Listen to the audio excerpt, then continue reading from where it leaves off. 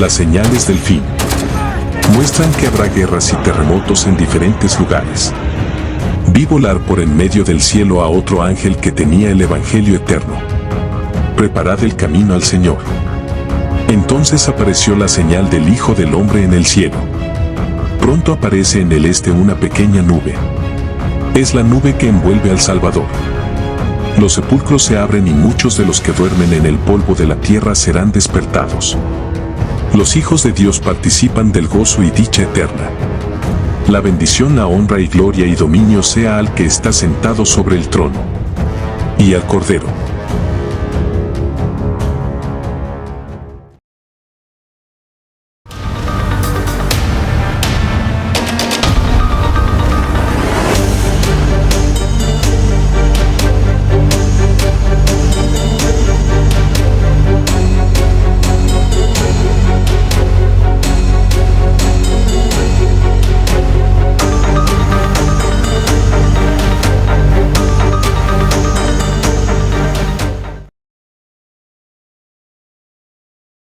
Le damos la más cordial bienvenida a todos aquellos que se están uniendo a esta transmisión desde Chile, específicamente de Santiago, de la comuna de San Joaquín, para los distintos países.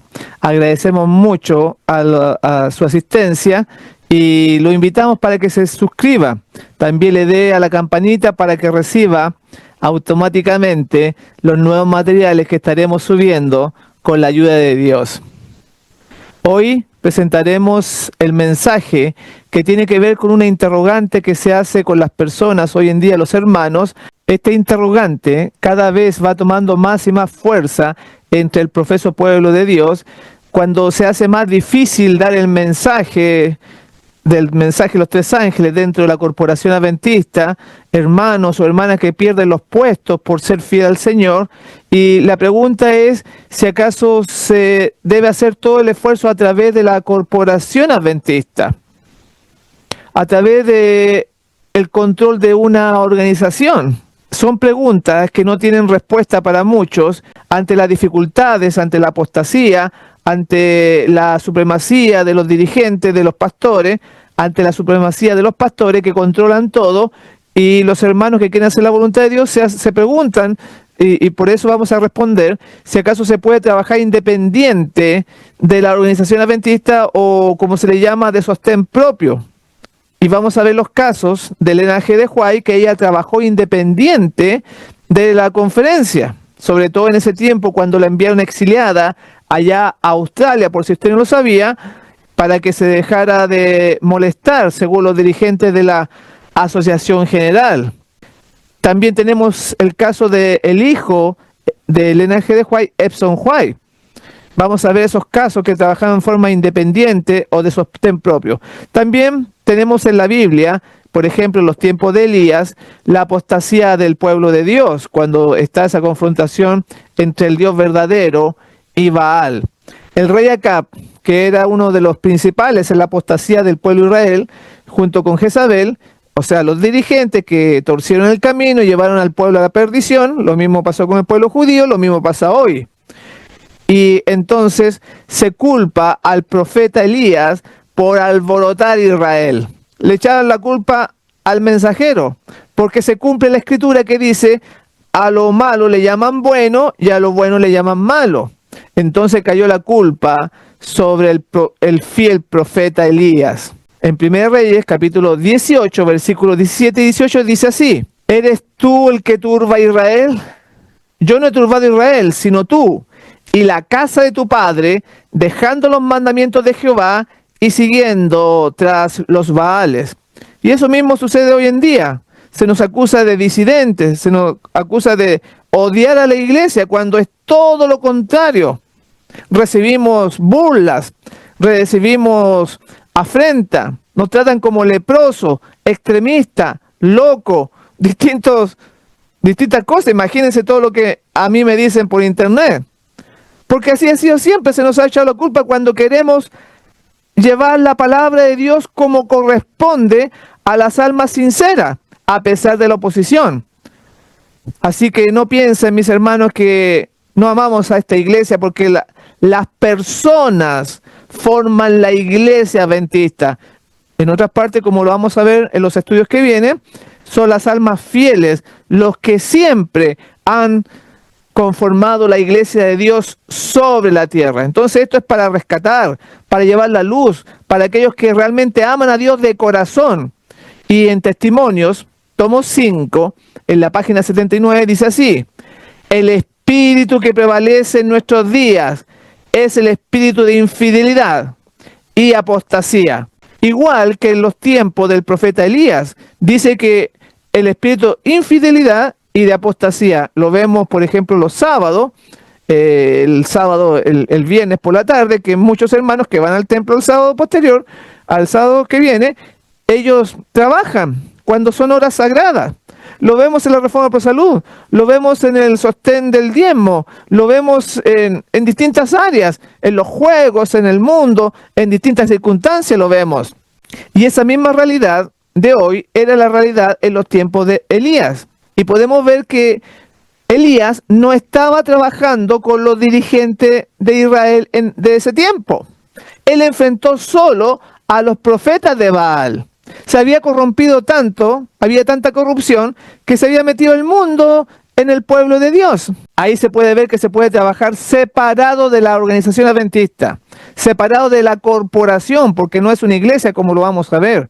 Y el próximo tema es el tema del diezmo, primera parte y segunda parte, donde vamos a ver los sueldos estratosféricos que reciben determinados pastores conocidos. Vamos a ver también cómo se reciben dinero de otras fuentes, como de otras iglesias y también del gobierno de Estados Unidos. A pesar de esta apostasía, Elías no había doblado sus rodillas ante Baal. Y él recibe una orden que aparece en 1 Reyes 17:9. Esto nos va a servir para darnos cuenta que sí se puede trabajar en forma independiente. Vamos a ver versículos bíblicos y vamos a ver el espíritu de profecía, para que los hermanos tengan la seguridad que están haciendo la voluntad de Dios, que nos han enseñado que fuera de la iglesia no hay salvación. Igualito que la iglesia católica, que decía eso en los tiempos de Martín Lutero. Pero estamos viendo de que Elías trabajó solo. Vamos a ver esta viuda de Sarepta también, que fue bendecida de recibir al profeta cuando ella no era del pueblo de Dios. Entonces leamos en 1 Reyes 17:9, que dice así: levántate, se le dijo, vete a Sarepta de Sidón y mora allí. He aquí, yo he dado orden allí a una mujer viuda que te sustente. Entonces podríamos preguntar por qué el Señor mandó a su siervo a buscar refugio en una tierra lejana, en una tierra pagana, porque Sarepta no estaba en Israel. Por favor, pregúntese eso.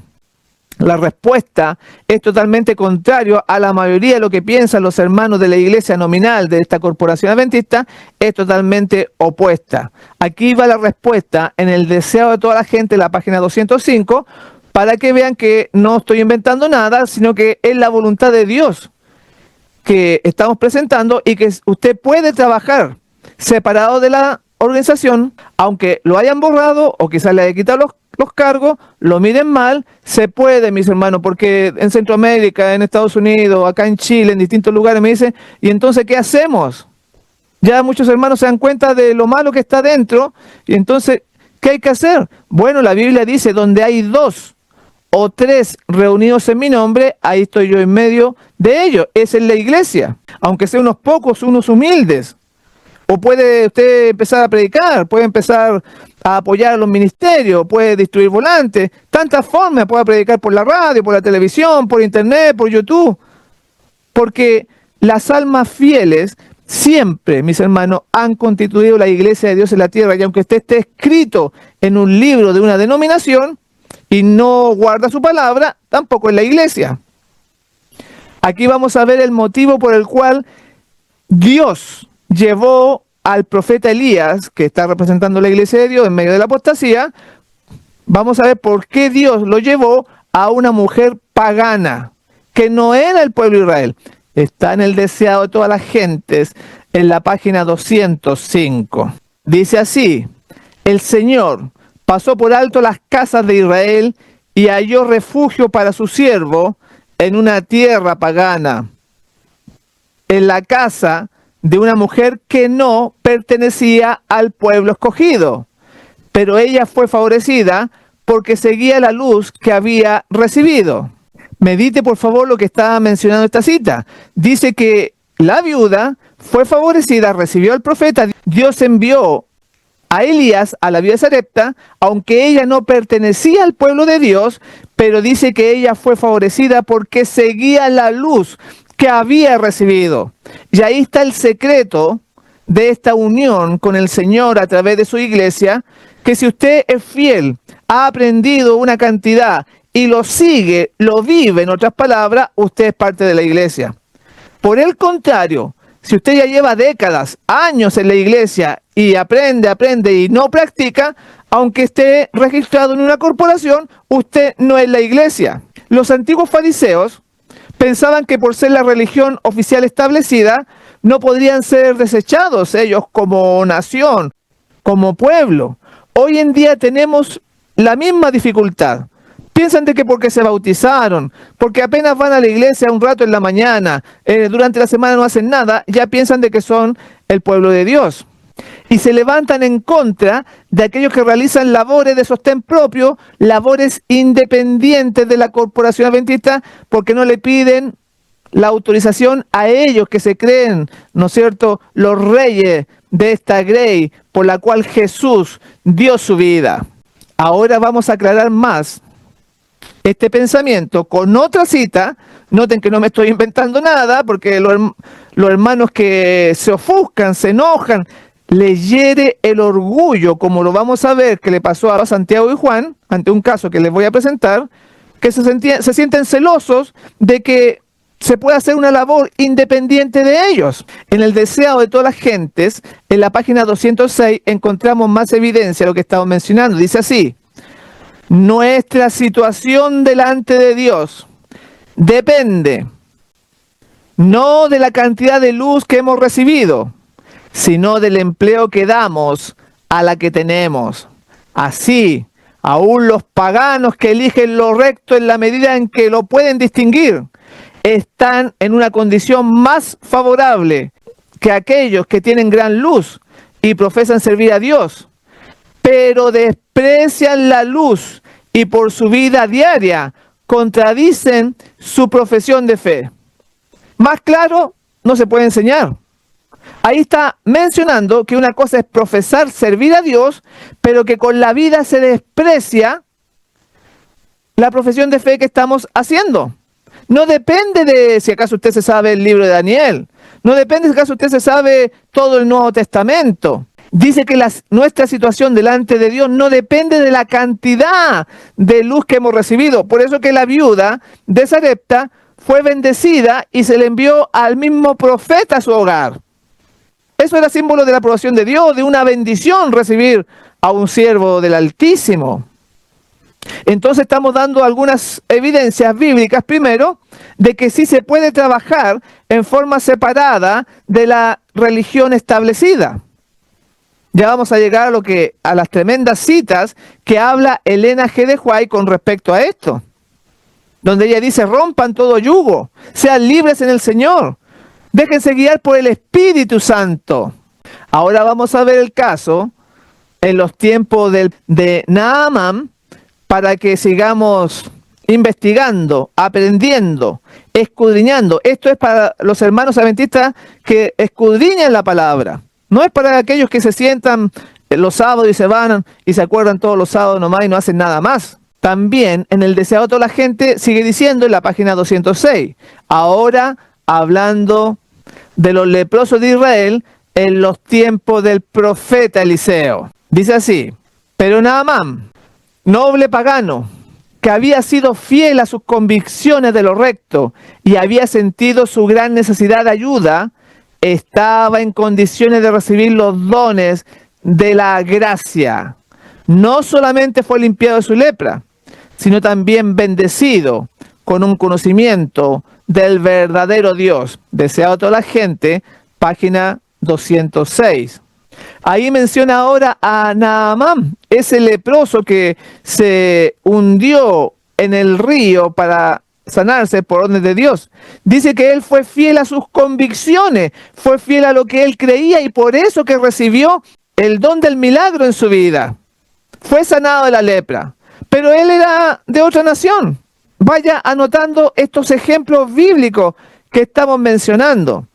No era adventista, no era israelita, podríamos decir, no era adventista. Sin embargo, Dios lo sanó porque vivía de acuerdo a la poquita luz que tenía, quizás como la misma viuda de Sarepta que mencionamos recién. Porque como recién dije, o decía la cita, no depende de la cantidad de luz que tengamos, porque lo que interesa es vivirlo. Si acaso usted se ha leído la Biblia de principio a final, pero todo lo que salió ahí no lo practica, está en una condición como la de los fariseos, como el pueblo de Israel, o como los que seguían a Baal en los tiempos de Elías. Otro ejemplo que vamos a presentar, lo encontramos en la vida de Juan el Bautista. Aquí vamos a confirmar de que se puede trabajar independiente y puede ser parte del pueblo de Dios. Hoy día, la Conferencia General nos enseña que solamente aquellos que están conectados con ellos allá en Silver Spring, allá en Maryland, son adventistas del séptimo día. Y eso fue, escuche bien, porque la organización, porque la Corporación Adventista compró y la hizo marca registrada Adventista del séptimo día. Como alguien que registra la Coca-Cola, la Pizza Hut o distintas marcas mundiales. Asimismo, ellos compraron y registraron el nombre Adventista del séptimo día, diciendo que solamente aquellos que se conectan con ellos pueden ser adventistas del séptimo día. Y eso es un gran error, es una gran presunción. ¿Y qué ha pasado? Por ejemplo, el caso del pastor Rafael Pérez, allá en los Estados Unidos, que era un pastor de la iglesia adventista, él empezó a publicar carteles denunciando a Babilonia. ¿Y qué hizo la conferencia?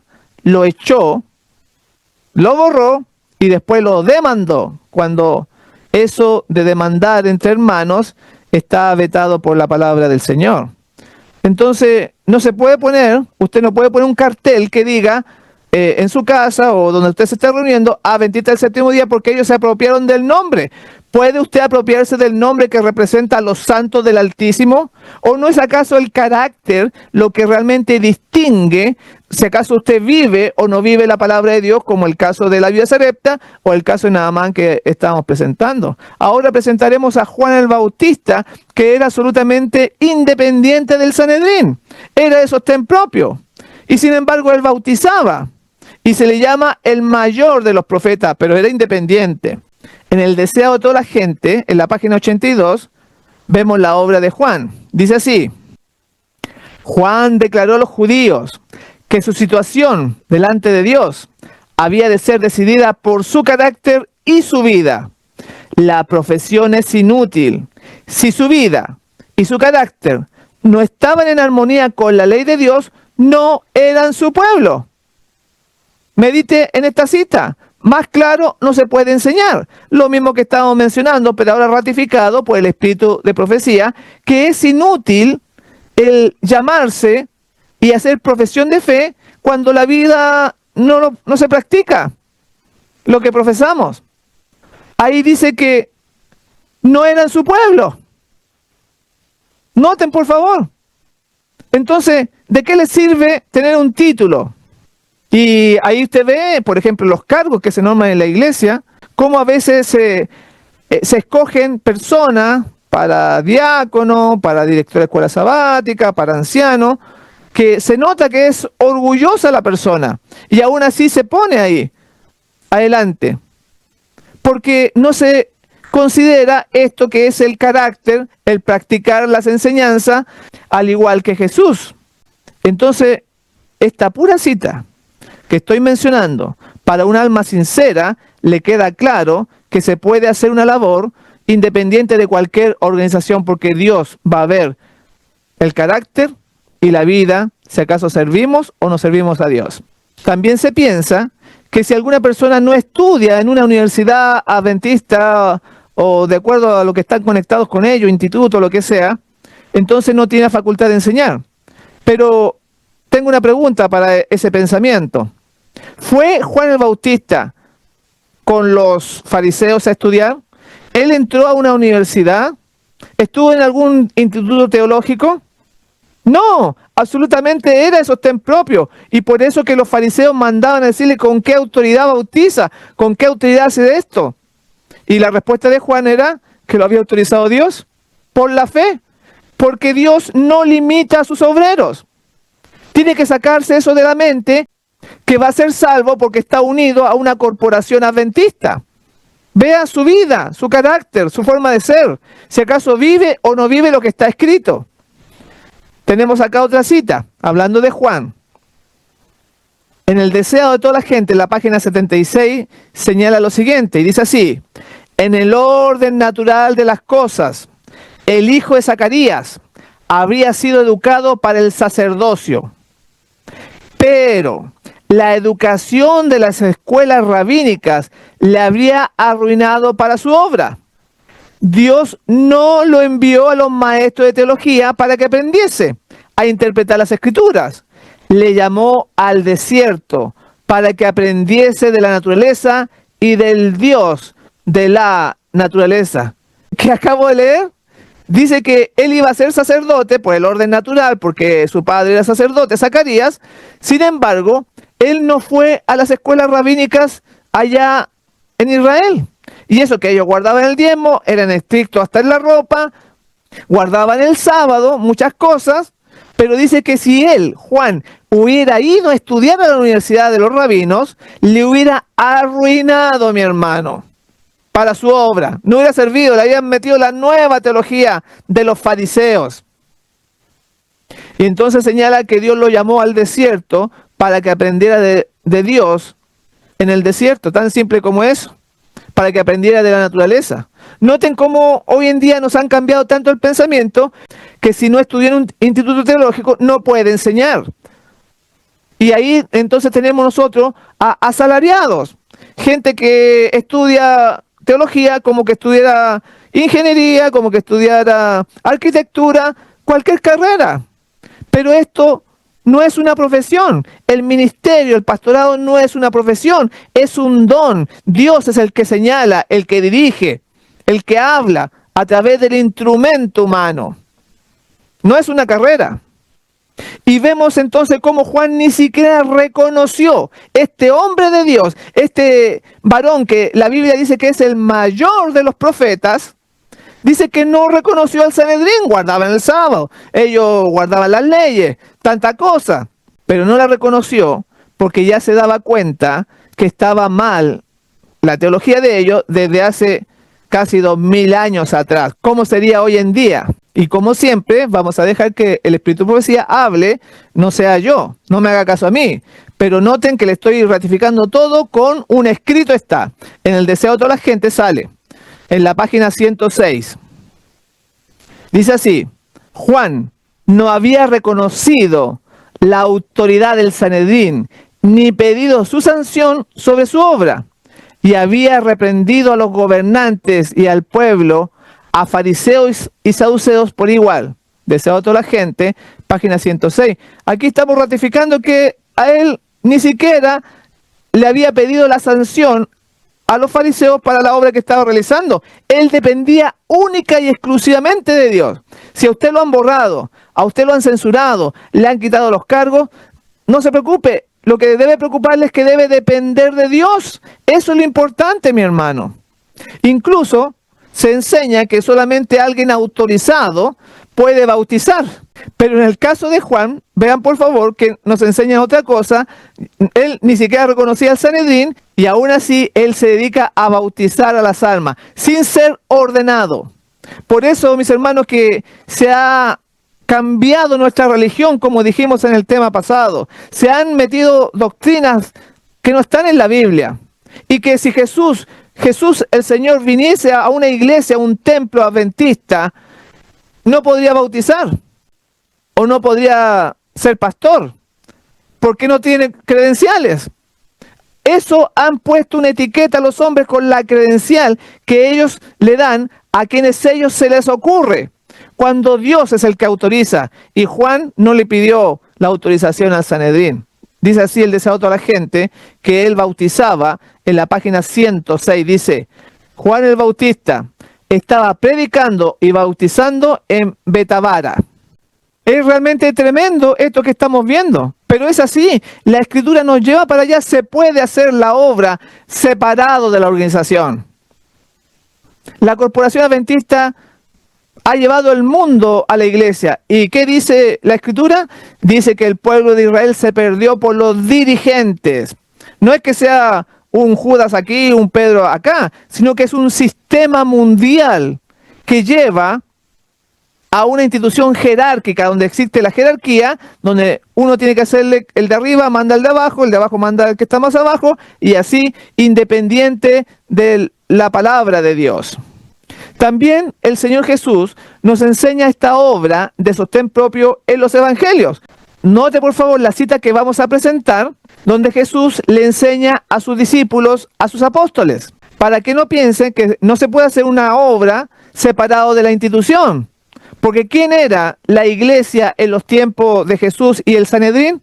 Jesús, los apóstoles, ellos eran la iglesia. Y aquí el Señor nos va a demostrar que sí se puede trabajar en forma completamente independiente de la Corporación Adventista. Lo encontramos en el libro de Lucas, en el capítulo 9, versículos 49 y 50, que dice lo siguiente. Entonces respondiendo Juan dijo, Maestro, hemos visto a uno que echaba fuera demonios en tu nombre y se lo prohibimos, porque no sigue con nosotros. Jesús le dijo, no se lo prohibáis, porque el que no está contra nosotros, por nosotros está. Firmes palabras del Maestro y muy claras.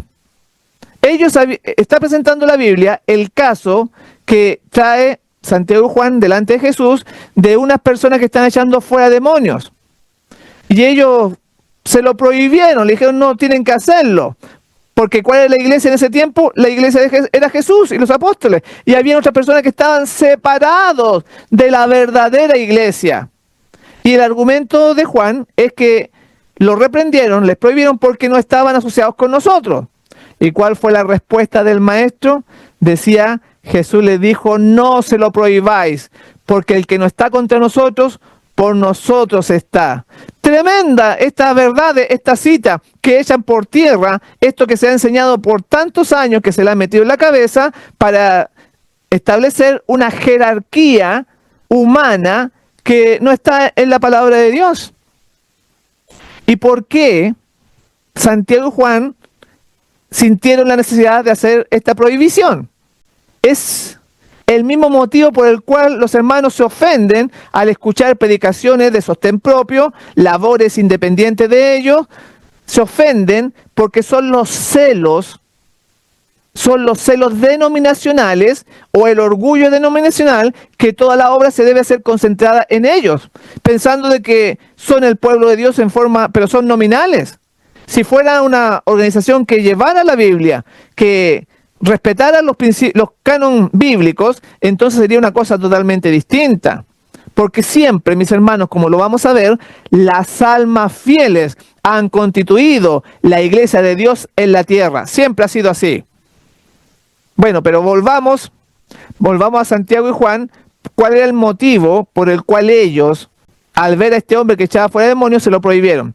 Hechos de los Apóstoles, página 449, señala lo siguiente. Dice así: Santiago y Juan creyeron que al impedir que ese hombre obrara, lo hacían teniendo en vista la honra del Señor.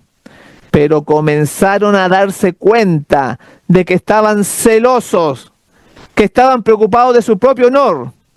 Reconocieron su error y aceptaron la reprensión.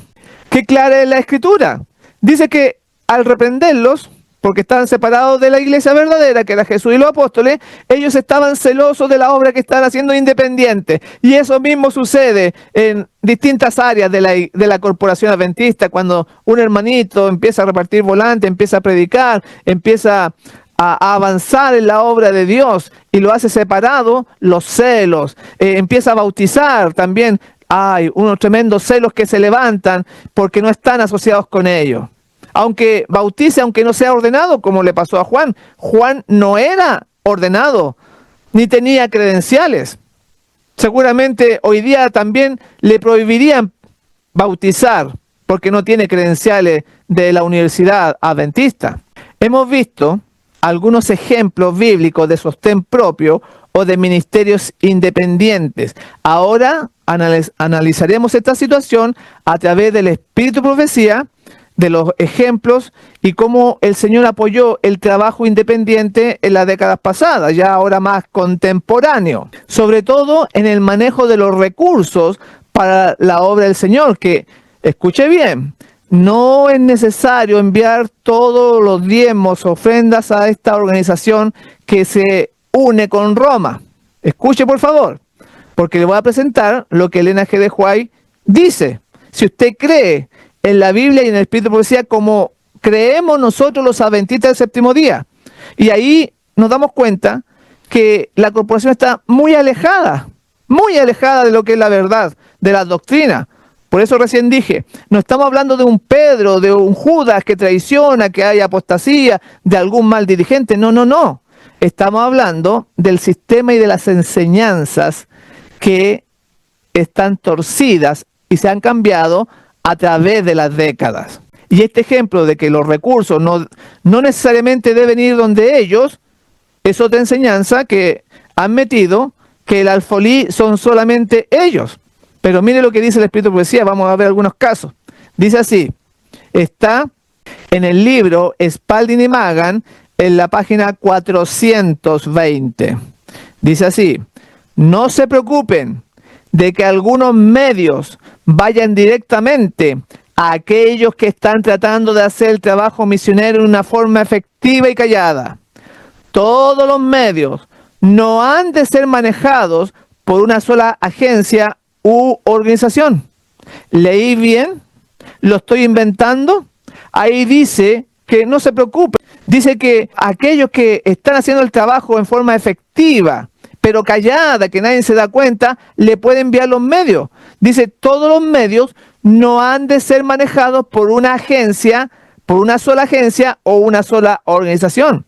Ahí tenemos el caso de Battle Creek, donde para que vean el contexto, cuando ella está pidiendo dinero para levantar la escuela de Madison, que era una institución separada de la organización adventista, Dios se lo había mostrado, estaban pidiendo dinero y entonces la iglesia le quitó los fondos y mandó unas cartas para que no le dieran recursos a Elena G. de White y a los profesores que estaban levantando ahí en la escuela de Madison. Por eso que ella está diciendo esto, como un ejemplo de que se puede hacer una labor para el Señor y se pueden desviar los recursos, pero siempre y cuando sea para la obra de llevar el mensaje y preparar un pueblo para su segunda venida. Es el objetivo.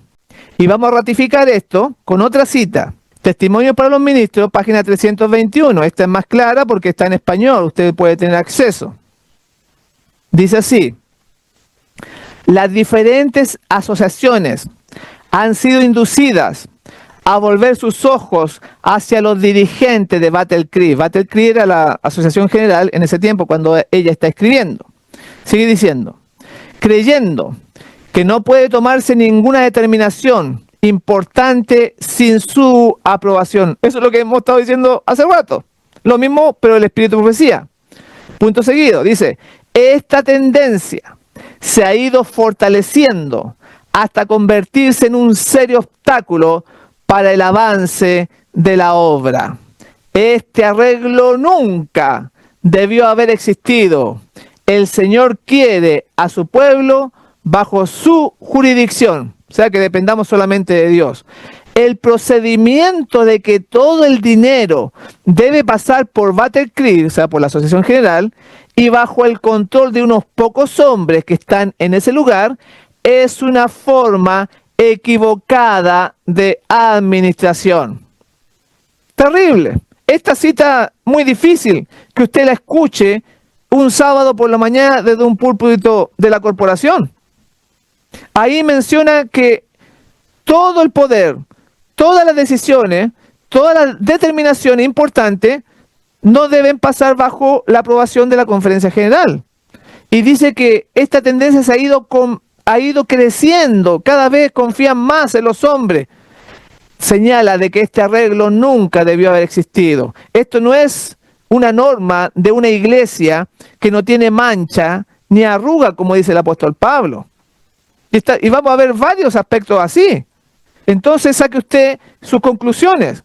Esto, como recién dije, ve el corazón sincero que lo acepta, y el corazón duro se va a enojar conmigo, porque va a pensar de que yo estoy inventando, como dicen algunos que no son verdad estas citas. No lo pueden creer los hermanos, se enojan. Pero aquí está, dice que el enviar el dinero para allá es una forma equivocada de administración.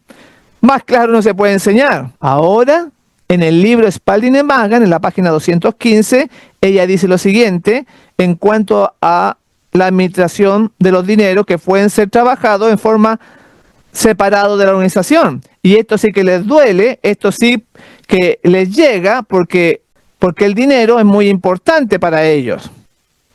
Porque ellos siempre están hablando de dinero.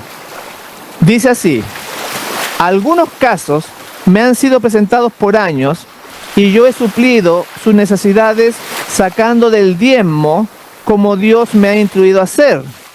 Y si alguna persona me dijera: hermana White, ¿tomaría usted de mi diezmo para usarlo donde usted sabe que es más necesario? Yo diría sí, lo haré, y yo lo he hecho.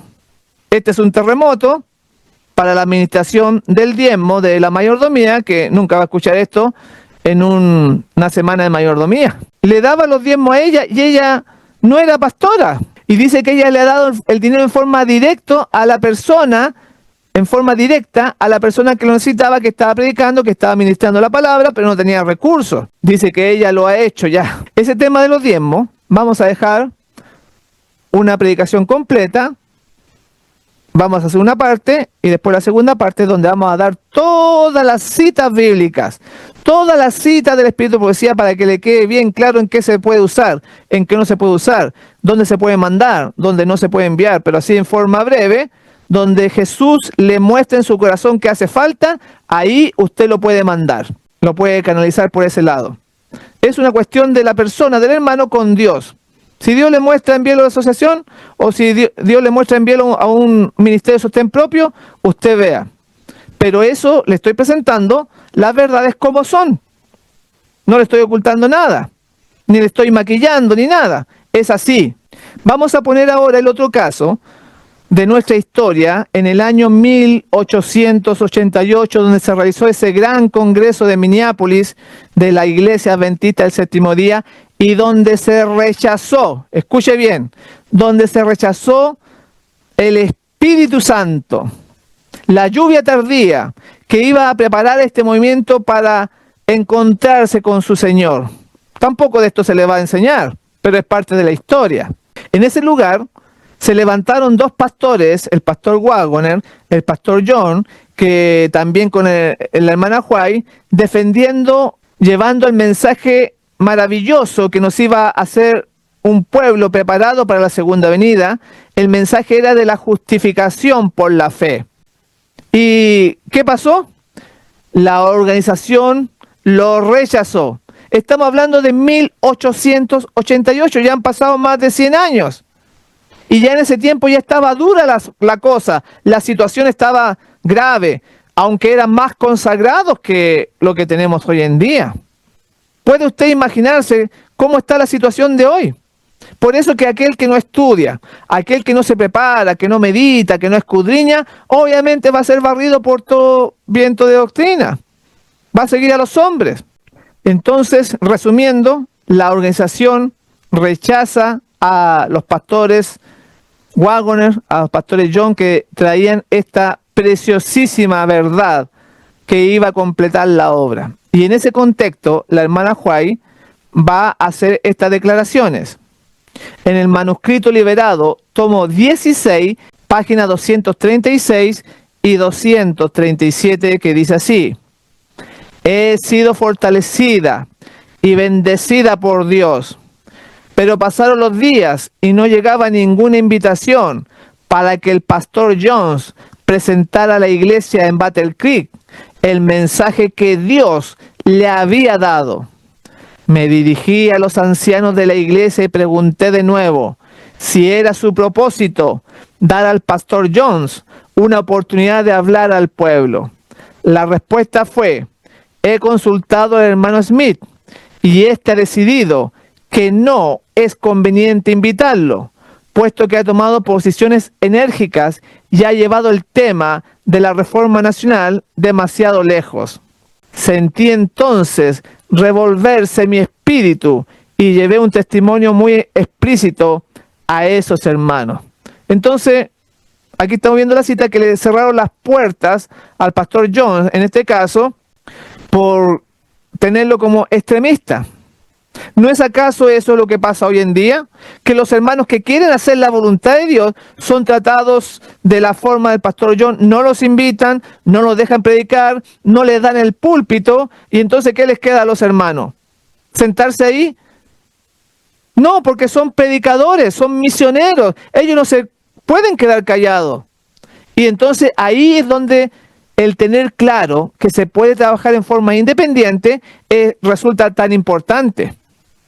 Para esta predicación es para aquellos hermanos fieles que quieren hacer la voluntad de Dios, que trabajan, que se esfuerzan, que dan su tiempo, su dinero por las almas que Cristo murió. De eso se trata. Y ahí vemos como ella, Elena G. de White, entonces dice que se le revuelve el espíritu al escuchar estas cosas. ¿Qué pasaría hoy día si ella viviese en nuestro tiempo? Sigue diciendo la cita. Ha penetrado una religión falsa. ¿Qué dice ahí? Hablando de la corporación adventista, lo voy a repetir. Ha penetrado una religión falsa, una religión legal entre nosotros. No nos quedaremos callados. La iglesia debe ser despertada. Conseguiremos auditorios en las ciudades y enviaremos volantes. La gente será iluminada. Dios ha enviado un mensaje de advertencia. Pronto lucharemos con los poderes de la tierra, y tenemos todas las razones para temer que la falsedad llegará a predominar. Apartaos del camino, hermanos. No os interpongáis entre Dios y su obra. Si no tenéis ninguna preocupación por el mensaje, entonces preparad el camino para aquellos que tienen la responsabilidad del mensaje. No es seguro para el alma levantarse contra los mensajes de Dios.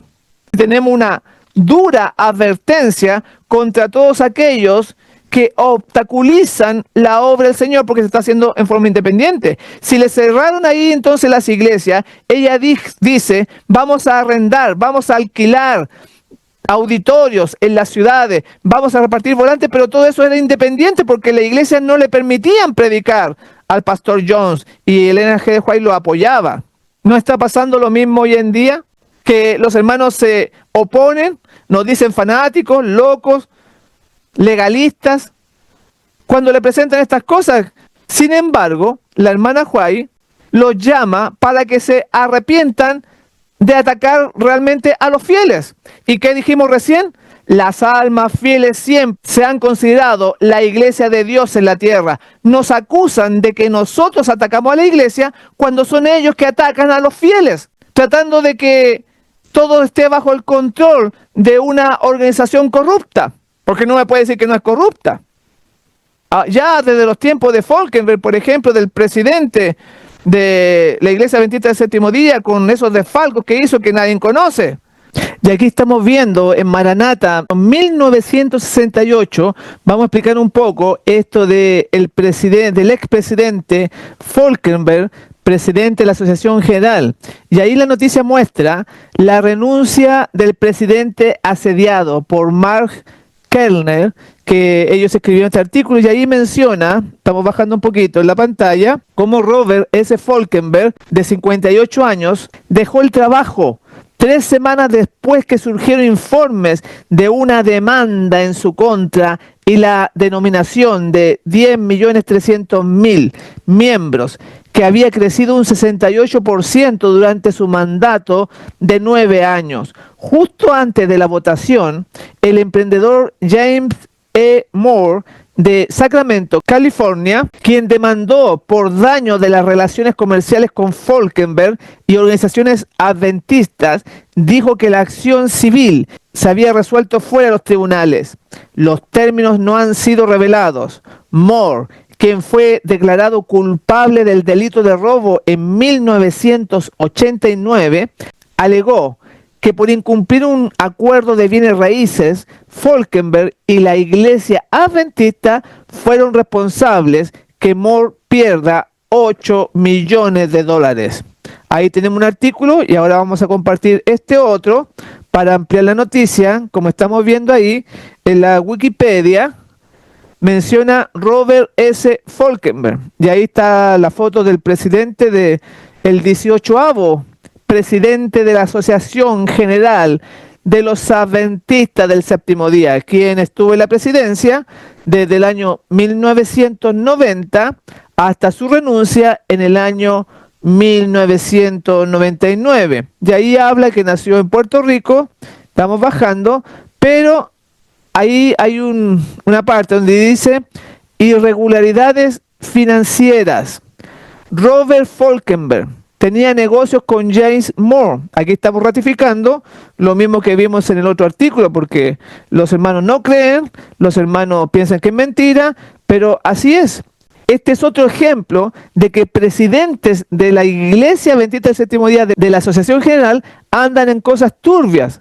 Ya vimos la otra vez John Paulsen, que estudió con el Papa. El presidente John Paulsen de los Adventistas estudió con Benedicto XVI, el Papa, imagínense. Bueno, volvamos a la noticia. Dice, Robert Falkenberg tenía negocios con James Moore, quien fue condenado por delito grave de hurto mayor en el año 1987. El 21 de agosto de 1998, Moore demandó a Falkenberg, a la Corporación de la Asociación General y a la División Interamericana, alegando que Falkenberg le había robado $8 millones. La demanda se resolvió extrajudicialmente el 26 de febrero de 1999.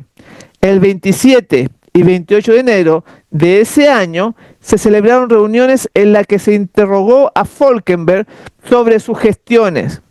Le pidieron que renunciara, pero él se negó. Finalmente, el 8 de febrero del año 1999, renunció a su cargo como presidente de la Asociación General de los Adventistas del Séptimo Día. ¡Qué terrible! Con este tipo de dirigentes, con este tipo de pastores. Y ahora tenemos nosotros al pastor Ted Wilson. Tenemos también a su padre. Todas estas cosas no lo saben los hermanos. Pasando por distintos presidentes, Neil Wilson, Ted Wilson, John Paulsen, ahora Robert Falkenberg, que la verdad va a salir a la luz. Yo sé que mucho esto los hermanos no lo saben, pero así es la realidad de la dirigencia de esta iglesia adventista del Séptimo Día. Pasando por Neil Wilson y distintos presidentes hasta llegar hasta el actual Ted Wilson, donde se aprueba y se da un maquillaje que están haciendo la voluntad de Dios cuando se aprueba, por ejemplo, el aborto, como lo hemos mencionado. El libro, se reparten libros, conflictos de los siglos, que le han quitado las partes para no ofender al papado. Se hace un silencio sepulcral sobre los temas de igualdad de género que están ocurriendo en Estados Unidos, mujeres pastoras, pastores homosexuales, tanta cosa. Se hace la vista gorda. ¿Y qué le dice la mensajera del Señor? Apartaos, no se interpongan contra aquellos que quieren hacer la voluntad de Dios, que con los pequeños, con los poquitos recursos que tenemos, tratamos de llegar a lo máximo que se pueda. A pesar de la oposición, de los obstáculos, nos hacen una mala imagen de nosotros, pero eso no es nuevo, ya pasaba en los tiempos de la hermana White. Le cerraban las puertas, en otras palabras. En este tiempo de 1888, cuando el Señor quería que se entregara el mensaje, la justificación por la fe, la iglesia se opuso. No estoy hablando de un pastor, estoy hablando de la iglesia, de la mayoría.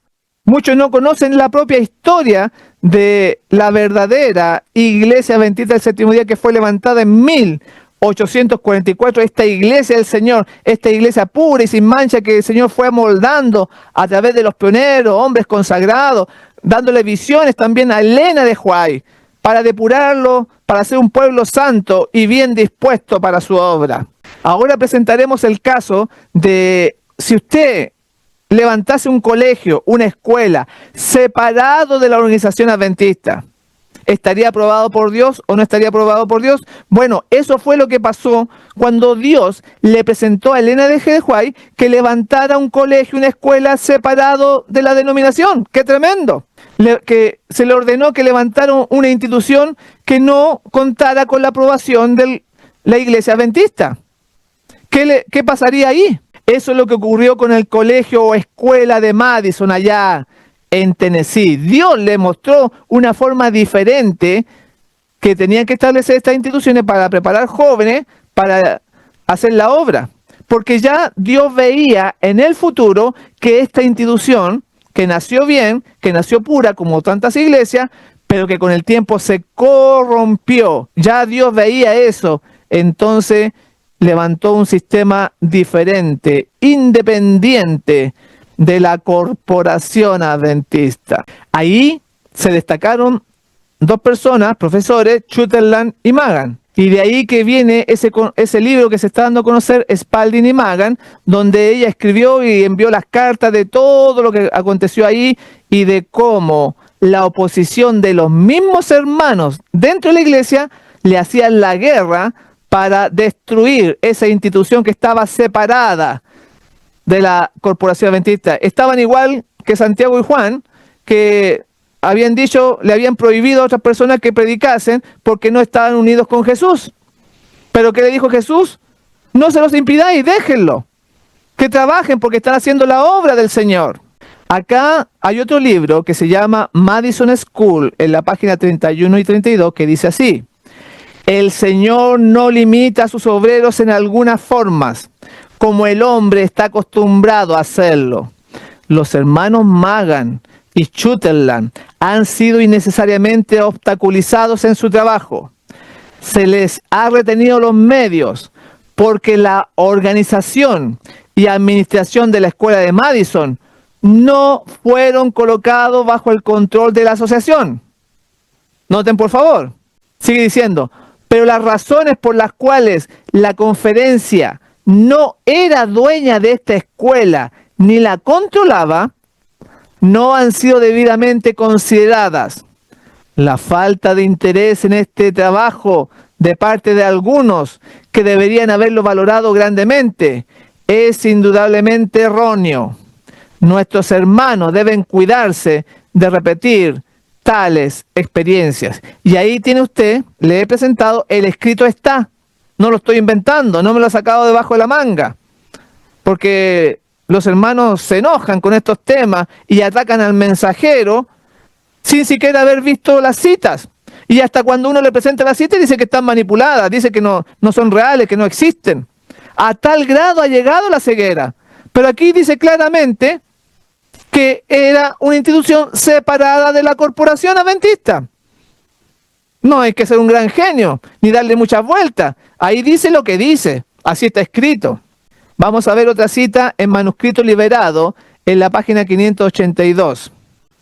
Dice, en lo que respecta a la escuela Madison, ha habido un deseo de mantenerse a cierta distancia de ellos, porque no están bajo la posesión ni el control de una asociación. Ahí recalca otra cita, para los que dudan, para los que ponen en duda todo lo que decimos, porque les quema los oídos en realidad, no les gusta, así como los fariseos cuando Esteban predicaba, ellos se tapaban los oídos y rechinaban los dientes en contra de las verdades. Y ahí entonces mencionaba que algunos se habían distanciado de esa labor porque no estaba bajo la posesión ni el control de la asociación adventista. Está claro, más claro no se puede enseñar, como recién dije. Voy a seguirle dando más texto y usted vea si acaso están sacados de de contexto, no están sacados de contexto, pero se lo voy a leer simplemente y usted saque su propia conclusión. Dice, en Manuscrito Liberado, página 582, cuando se me consultó acerca de la escuela de Madison, dije, permaneced tal como estáis. Existe peligro al colocar todas las agencias bajo el dictado de la asociación. Ese no fue el plan de Dios. Ahí lo tiene usted. No fue el plan de Dios. ¿Cómo va a ser distorsionado eso? Ahí dice claramente que no era la voluntad de Dios. Ella instaba a los hermanos que siguieran y permanecieran como estaban. Claro, estos libros están en inglés. La mayoría han sido traducidos a algunas partes porque esta misma organización no los ha traducido porque son fuertes las cosas que ahí dicen. Han mantenido a la Grey en la oscuridad. Así es. Usted no lo puede negar. Aquí voy a presentarle otra experiencia que nos ayuda a entender esto del sostén propio, a ratificarlo para que no tenga duda que sí se puede trabajar separado de la corporación adventista. Dice así en la Review and Herald, en el tomo 5, en la página 66. Dice, la mañana del miércoles 8 de junio de 1904, halló a Elena G. de White junto a Magan Sutherland y otros a bordo del barco Morning Star de Edson White, hijo de la profeta, con la intención de buscar una localidad apropiada para establecer una escuela de sostén propio. Su búsqueda a lo largo del río Cumberland, en las afueras de Nashville, Tennessee, culminó con la compra de una finca de 400 acres a 9 millas de la ciudad de Nashville. Magan y Sutherland habían deseado establecerse en una área remota, pero Elena de White identificó la finca que ellos posteriormente compraron como la finca que el Señor dijo que ustedes deberían tener. La Review and Herald, ahí en esta revista que estamos comentando, escribía distintas personas y ahí es un documento histórico de lo que ella estaba haciendo ese 8 de junio del año 1904 y cómo había salido con los dos profesores a buscar un terreno para establecer la escuela independiente o de sostén propio, la escuela de Madison. De eso está hablando esta cita. Ahora esta otra cita dice lo siguiente: quiero que sepáis que se me ha mostrado la manera en que esta escuela debería ser organizada, hablando de la escuela de Madison. No ha de ser organizado como nuestras primeras escuelas, ni posesionada y controlada como ellas. Quiero que usted, profesor Magan, vaya conmigo y que consigamos un abogado y hagamos que prepare los papeles y los lleve a las autoridades del Estado para incorporar la institución. Y yo permaneceré aquí hasta que hagamos eso y después iré a California.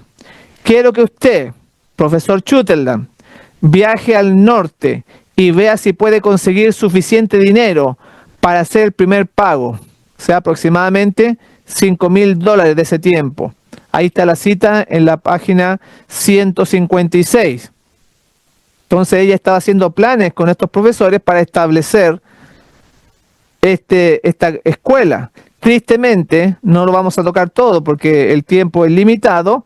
Tristemente, la organización adventista mandó una carta para que le negasen los fondos y no se establecieron. Le hicieron la guerra completa para que no se levantase esa escuela independiente.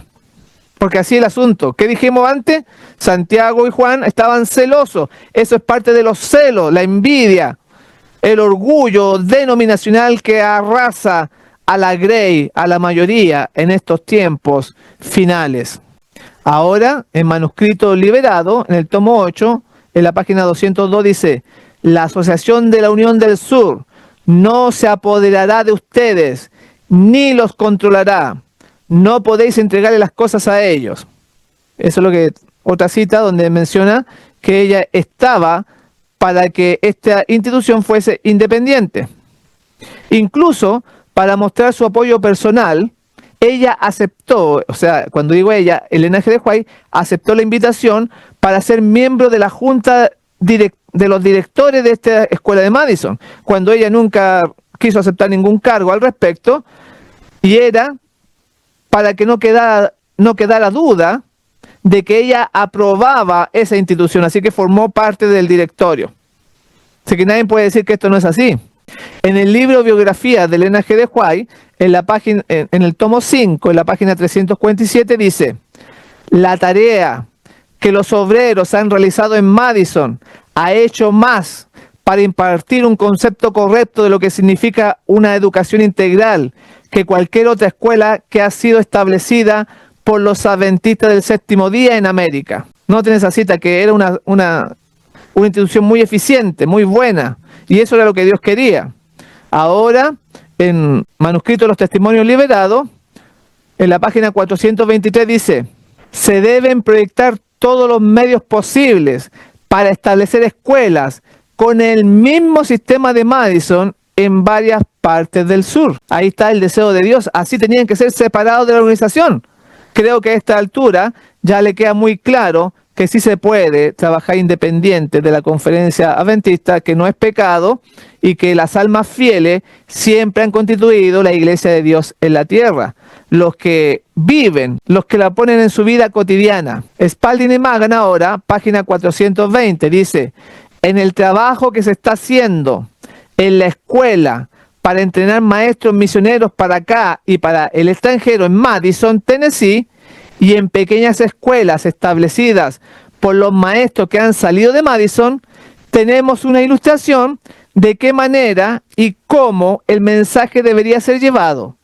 Yo diría a sus obreros allí: sigan aprendiendo de Cristo, no se amedrenten, sean libres en el Señor, sean libres. Y aquí le da fuerza, los arenga la mensaje del Señor para que continúe esta institución por los ataques que estaban recibiendo. Por eso les dicen: no se amedrenten, no se asusten, no se dejen cohibir por la presión que está realizando la Corporación Adventista para eliminar este colegio. Mis hermanos, ya desde hace mucho tiempo atrás que esto viene corrompido, que esto viene torcido. La iglesia tiene que ser un lugar, un pilar de la fe, donde no exista mancha, donde no existe arruga, pero estamos viendo todas estas cosas y muchas otras más que hemos presentado en otros programas. Ahora, en la review en general del 23 de julio de 1895, ella ratifica esta idea, dice: en el centro de la obra se están elaborando leyes y reglamentos que pronto se multiplicarán. Los hombres no deben dictar. Los que conocen la verdad serán guiados por el Espíritu Santo y no tratarán de dirigir al Espíritu. Si las cuerdas se hacen más tensas y las reglas más detalladas, si los hombres continúan ordenando a sus hermanos a ceñirse más y más a los mandamientos de los hombres, muchos serán motivados por el Espíritu de Dios a romper cada grillo y a afirmar su libertad en Cristo Jesús. A ningún ser humano se le permitirá coartar mi libertad o limitar la perfecta libertad de mis hermanos sin escuchar mi voz de protesta. Y esta cita que hemos leído, que es una profecía, se ha cumplido, donde muchos han sido tan oprimidos, les han puesto tantos reglamentos humanos que han salido de la conferencia general, que muchos han cortado las cuerdas con esta denominación.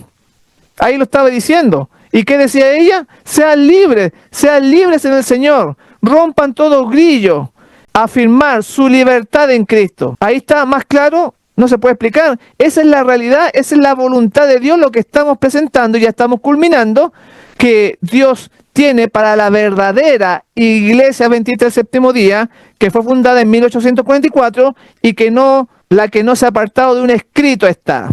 Estamos dando todo con citas. En la página 435, en este libro Spalding y Magan que estamos comentando, dice así: las prohibiciones que se han atado alrededor de las labores de aquellos que irían hacia adelante para advertirle a la gente en las ciudades de los juicios que pronto vendrán, debieran ser totalmente removidas. Ninguno ha de ser impedido de llevarle el mensaje de la verdad presente al mundo. Que los obreros reciban sus órdenes de Dios. Déjele el asunto a Él y a Dios. He sido instruida a decirles a ustedes: rompan todo yugo que les impediría el ir hacia adelante con poder. Así que, hermanos, si te han borrado, si te han censurado, te han quitado los cargos, confía tú en Dios. Sé libre del Señor, sigue trabajando, sigue predicando, sigue apoyando de distintas formas esta obra, porque la obra es del Señor, no está basada en los hombres.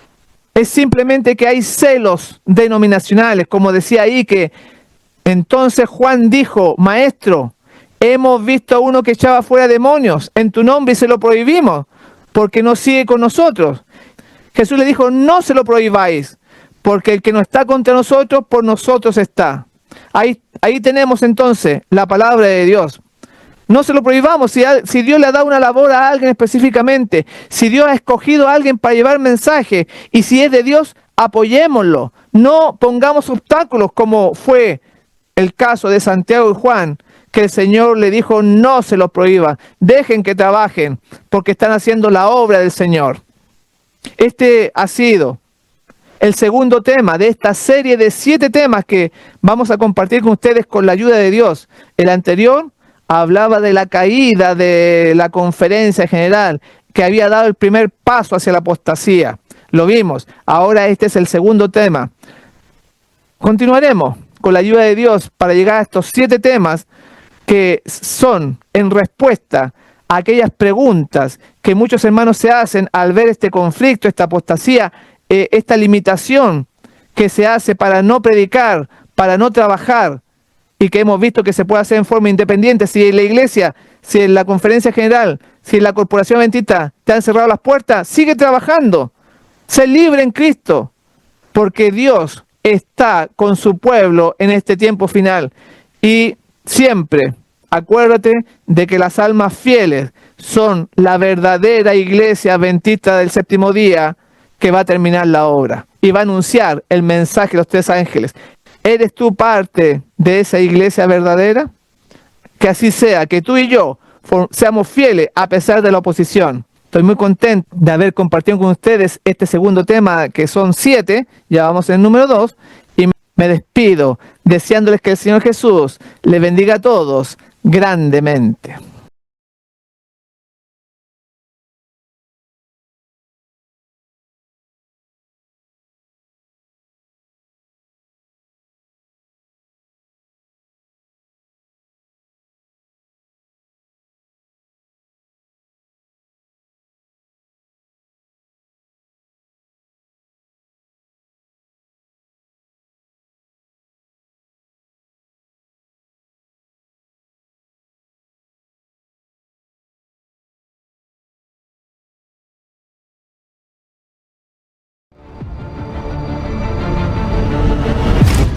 Las señales del fin muestran que habrá guerras y terremotos en diferentes lugares.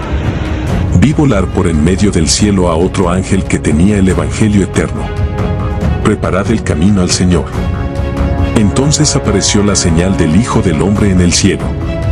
Pronto aparece en el este una pequeña nube. Es la nube que envuelve al Salvador. Los sepulcros se abren y muchos de los que duermen en el polvo de la tierra serán despertados. Los hijos de Dios participan del gozo y dicha eterna. La bendición, la honra y gloria y dominio sea al que está sentado sobre el trono y al Cordero. Damos gracias a Dios por el mensaje recibido, que nos ayuda a nuestro beneficio espiritual. Continuaremos ahora con más escrituras para aquellos que deseen seguir en una comunión con el Señor.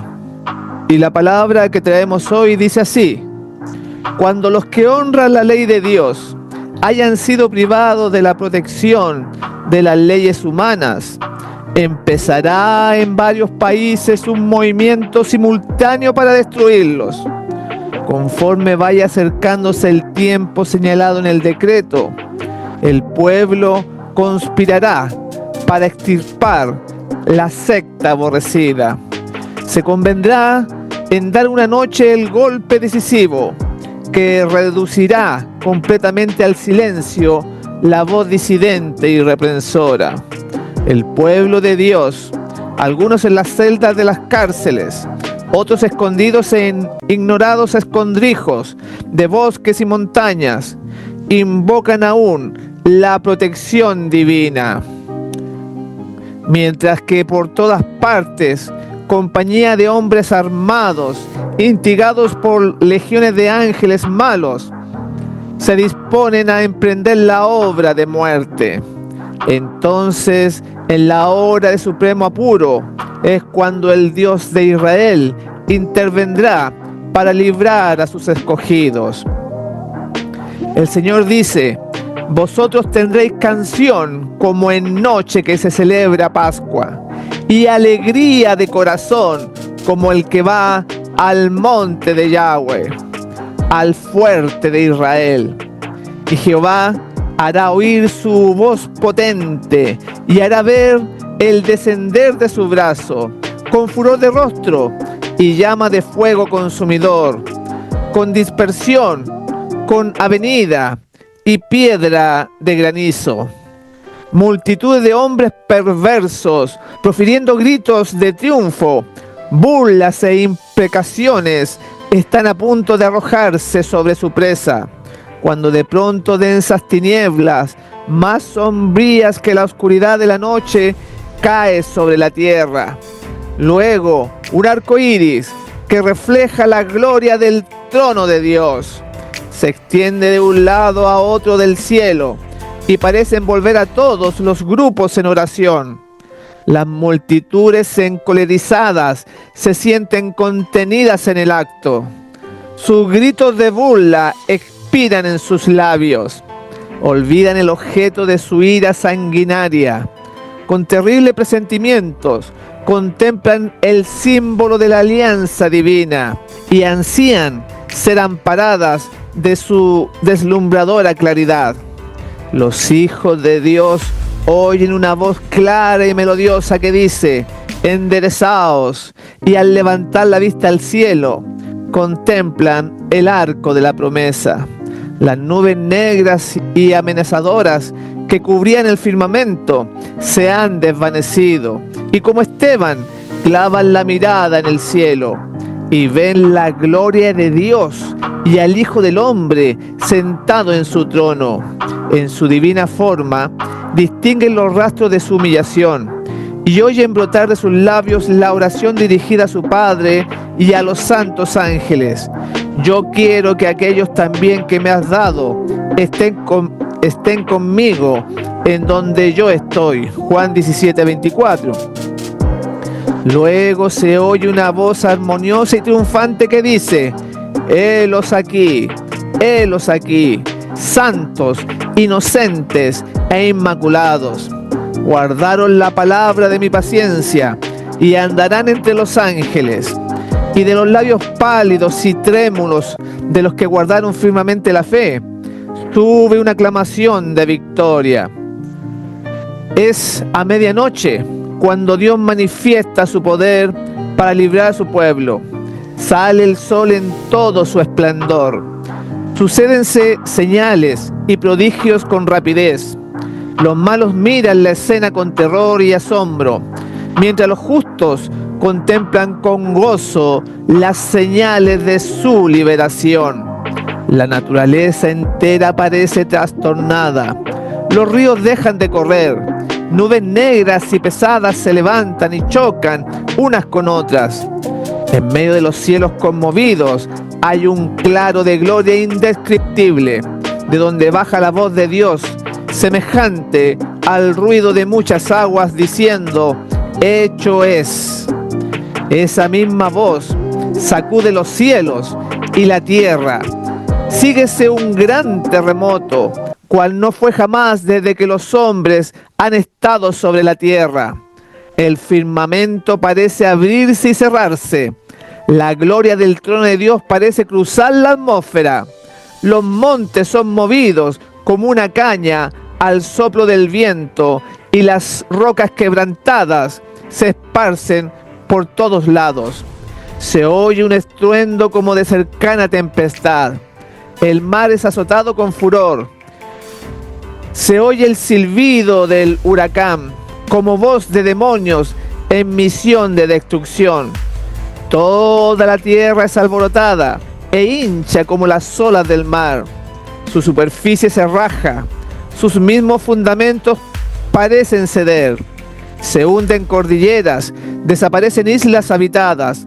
Los puertos marítimos que se volvieron como Sodoma por su corrupción son tragados por las enfurecidas olas. La grande Babilonia vino en memoria delante de Dios para darle el cáliz del vino del furor de su ira. Pedrisco grande, cada piedra como del peso de un talento, hace su obra de destrucción. Las más soberbias ciudades de la tierra son arrasadas. Los palacios suntuosos en que los magnates han malgastado sus riquezas en provecho de su gloria personal, caen en ruinas ante su vista. Los muros de las cárceles se parten de arriba abajo y son libertados los hijos de Dios que habían sido apresados por su fe.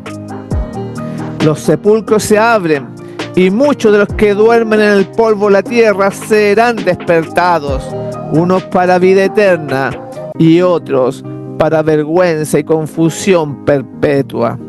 Todos los que murieron en la fe del mensaje del tercer ángel salen glorificados de la tumba para oír el pacto de paz que Dios hace con los que guardaron su ley, los que le traspasaron, los que se mofaron y se rieron de la agonía de Cristo y de los enemigos más acérrimos de su verdad y de su pueblo, son resucitados para mirarle en su gloria y para ver el honor con que serán recompensados los fieles y obedientes. Densas nubes cubren aún el firmamento. Sin embargo, el sol se abre paso de vez en cuando, como si fuese el ojo vengador de Jehová. Fieros relámpagos rasgan el cielo con fragor, envolviendo la tierra en claridad de llamaradas. Por encima del ruido aterrador de los truenos, se oyen voces misteriosas y terribles que anuncian la condenación de los impíos. No todos entienden las palabras pronunciadas, pero los falsos maestros las comprenden perfectamente. Los que poco antes eran tan temerarios, jactanciosos y provocativos, y que tanto se regocijaban al ensañarse con el pueblo de Dios, observador de sus mandamientos, se sienten presa de consternación y tiemblan de terror. Su llanto domina el ruido de los elementos. Los demonios confiesan la divinidad de Cristo y tiemblan ante su poder, mientras que los hombres claman por misericordia y se revuelcan en terror abyecto. Al considerar el día de Dios en santa visión, los antiguos profetas exclamaron: «Aullad, porque está cerca el día de Jehová. Vendrá como asolamiento del Todopoderoso. Métete en la piedra, escóndete en el polvo, de la presencia espantosa de Jehová y del resplandor de su majestad. La altivez de los ojos del hombre será abatida, y la soberbia de los hombres será humillada, y Jehová solo será ensalzado en aquel día, porque día de Jehová de los ejércitos vendrá sobre todo soberbio y altivo, y sobre todo ensalzado, y será abatido. Aquel día arrojará el hombre a los topos y murciélagos, sus ídolos de plata y sus ídolos de oro, que le hicieron para que adorase, y se entrarán en las hendiduras de las rocas y en las cavernas de las peñas, por la presencia formidable de Jehová y por el resplandor de su majestad, cuando se levantare para herir la tierra. Por un desgarrón de las nubes, una estrella arroja rayos de luz, cuyo brillo queda cuadruplicado por el contraste con la oscuridad. Significa esperanza y júbilo para los fieles, pero severidad para los transgresores de la ley de Dios. Los que todos lo sacrificaron por Cristo, entonces, seguros como escondidos en los pliegues del pabellón de Dios, fueron probados y ante el mundo y los despreciadores de la verdad demostraron su fidelidad a aquel que murió por ellos. Un cambio maravilloso se ha realizado en aquellos que conservaron su integridad ante la misma muerte. Han sido librados como por ensalmo de la sombría y terrible tiranía de los hombres vueltos demonios. Sus semblantes, poco antes tan pálidos, tan llenos de ansiedad y tan macilentos, brillan ahora de admiración, fe y amor. Sus voces se elevan en canto triunfal. Dios es nuestro refugio y fortaleza, socorro muy bien experimentado en las angustias.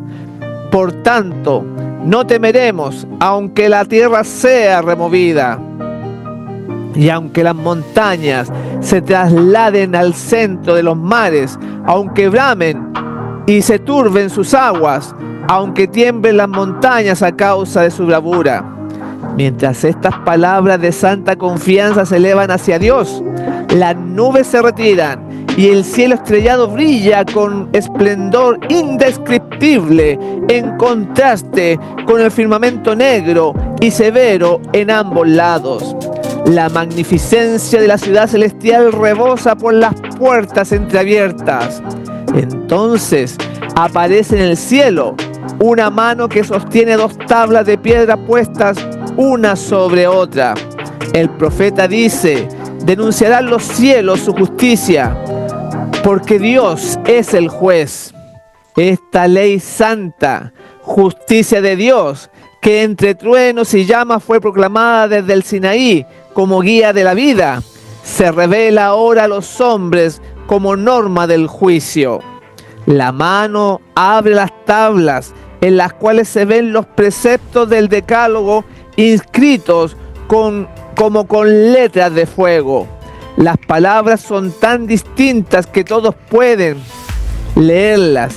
La memoria se despierta, las tinieblas de la superstición y de la herejía desaparecen de todos los espíritus, y las 10 palabras de Dios, breves, inteligibles y llenas de autoridad, se presentan a la vista de todos los habitantes de la tierra.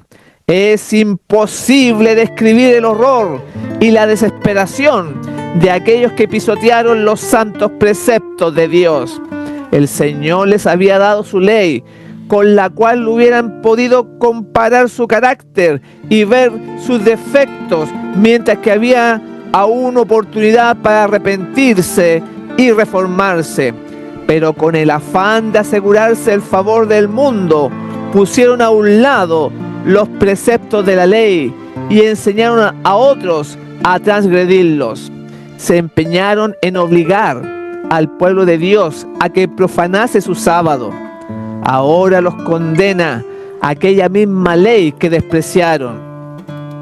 Ya echan de ver que no tienen disculpa. Eligieron a quien querían servir y adorar. Entonces vosotros volveréis y echaréis de ver la diferencia que hay entre el justo y el injusto, entre aquel que sirve a Dios y aquel que no le sirve. Los enemigos de la ley de Dios, desde los ministros hasta el más insignificante entre ellos, adquieren un nuevo concepto de lo que es la verdad y el deber.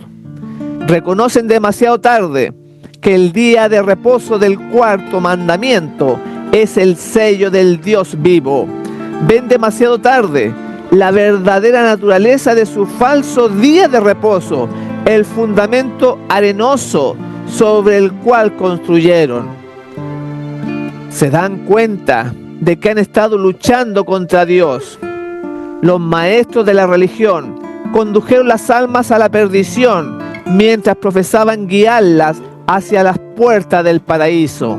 No se sabrá antes del día del juicio final cuán grande es la responsabilidad de los que desempeñan un cargo sagrado y cuán terribles son los resultados de su infidelidad.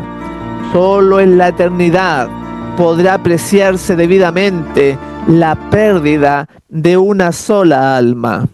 Terrible será la suerte de aquel a quienes Dios diga: apártate, mal servidor.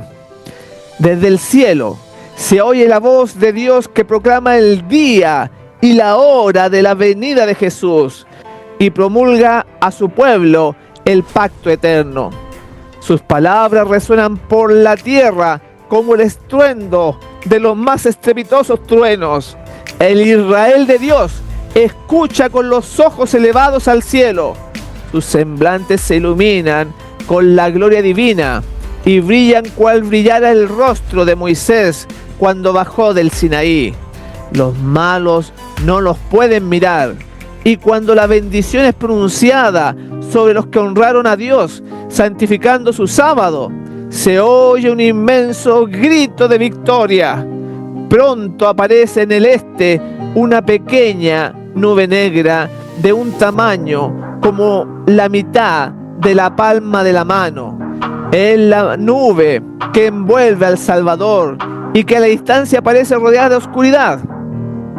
El pueblo de Dios sabe que es la señal del Hijo del Hombre.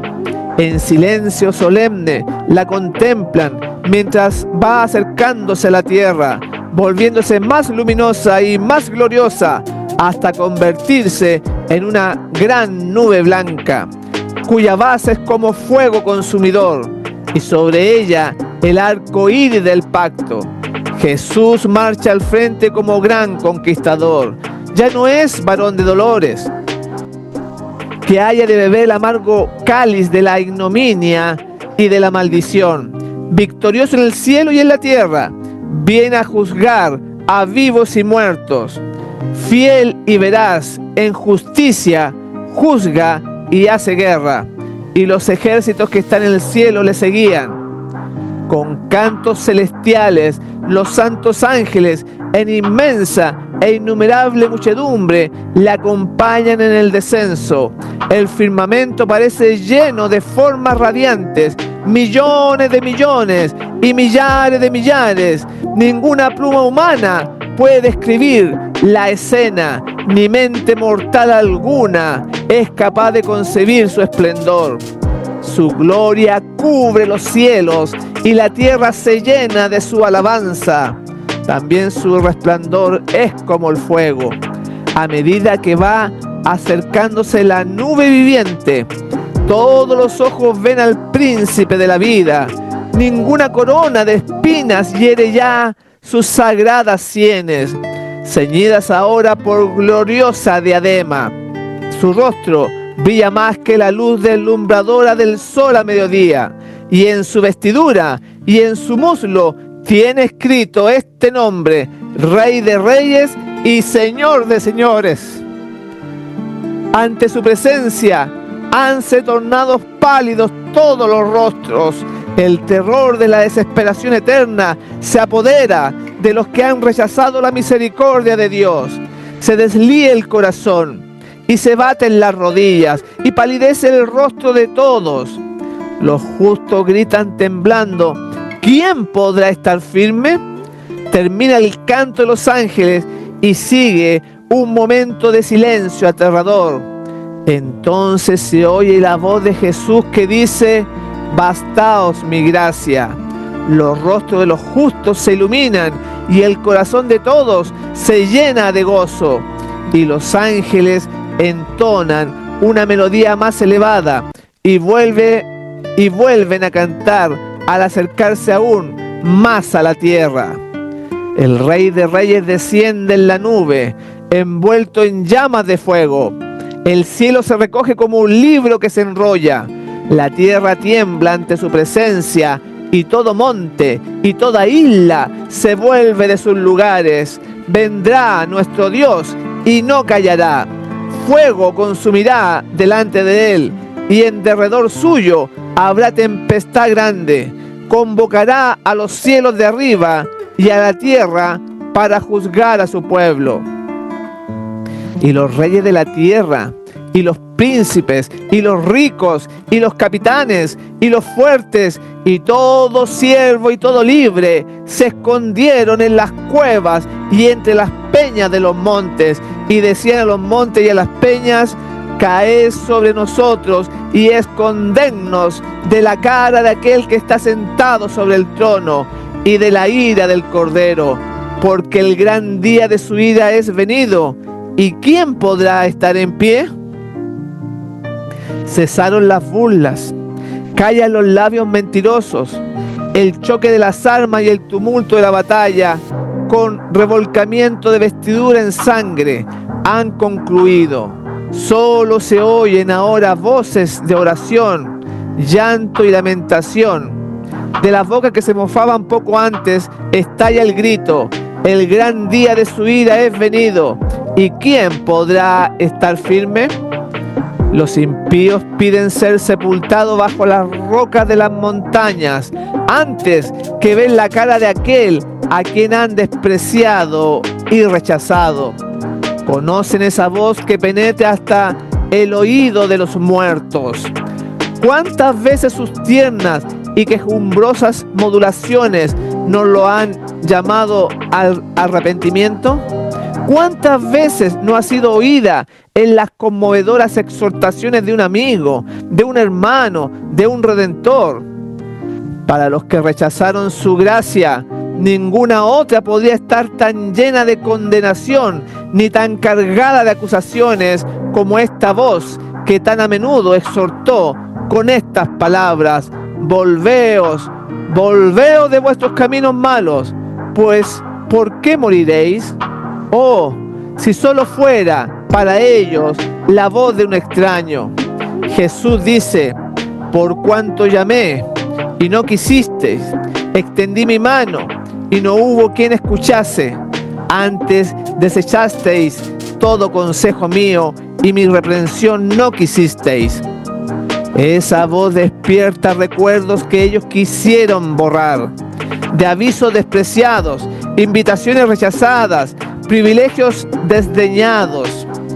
Allí están los que se mofaron de Cristo en su humillación.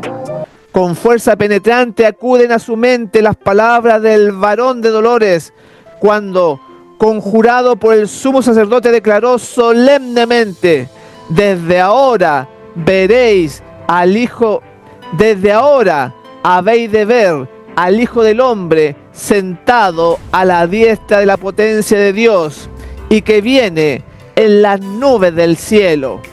Ahora le ven en su gloria y deben verlo aún sentado a la diestra del poder divino. Los que pusieron en ridículo su acerto de ser el Hijo de Dios enmudecen ahora. Allí está el altivo Herodes, que se burló de su título real y mandó a los soldados escarnecedores que le coronaran. Allí están los hombres mismos que con manos impías pusieron sobre su cuerpo el manto de grana, sobre sus sagradas sienes la corona de espinas y en su dócil mano un cetro burlesco, y se inclinaron ante él con burlas de blasfemia.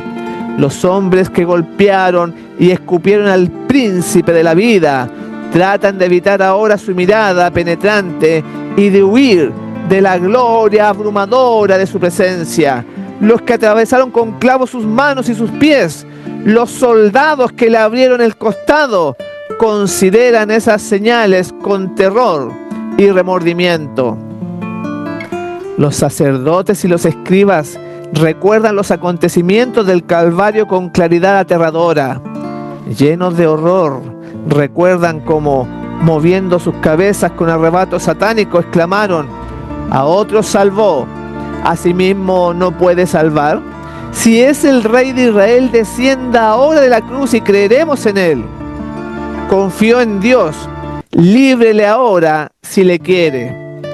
Recuerdan a lo vivo la parábola de los labradores que se negaron a entregar a su Señor los frutos de la viña, que maltrataron a sus siervos y mataron a su hijo. También recuerdan la sentencia que ellos mismos pronunciaron: a los malos destruirá miserablemente el Señor de la viña.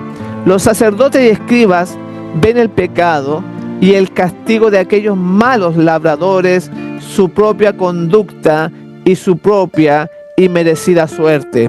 Y entonces se levanta un grito de agonía mortal, más fuerte que los gritos de sea crucificado, que resonaron por las calles de Jerusalén. Estalla el clamor terrible y desesperado: es el Hijo de Dios, es el verdadero Mesías. Tratan de huir de la presencia del Rey de Reyes. En vano tratan de esconderse en las hondas cuevas de la tierra desgarrada por la conmoción de los elementos. En la vida de todos los que rechazan la verdad, hay momentos en que la conciencia se despierta, en que la memoria evoca el recuerdo aterrador de una vida de hipocresía y el alma se siente atormentada de vanos pesares. Mas, ¿qué es eso comparado con el remordimiento que se experimentará aquel día cuando viniere cual huracán vuestro espanto y vuestra calamidad como torbellino? Los que habrían querido matar a Cristo y a su pueblo fiel son ahora testigos de la gloria que descansa sobre ellos. En medio de su terror, oyen las voces de los santos que exclaman en unánime júbilo: he aquí, este es nuestro Dios, le hemos esperado y Él nos salvará.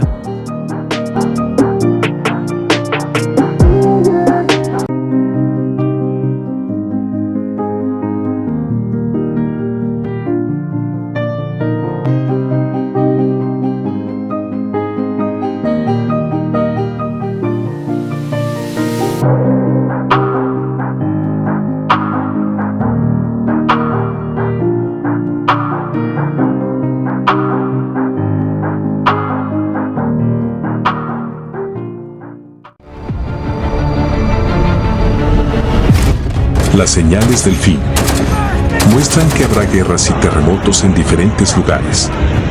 Vi volar por en medio del cielo a otro ángel que tenía el Evangelio eterno. Preparad el camino al Señor. Entonces apareció la señal del Hijo del Hombre en el cielo. Pronto aparece en el este una pequeña nube. Es la nube que envuelve al Salvador. Los sepulcros se abren y muchos de los que duermen en el polvo de la tierra serán despertados. Los hijos de Dios participan del gozo y dicha eterna. La bendición, la honra y gloria y dominio sea al que está sentado sobre el trono y al Cordero.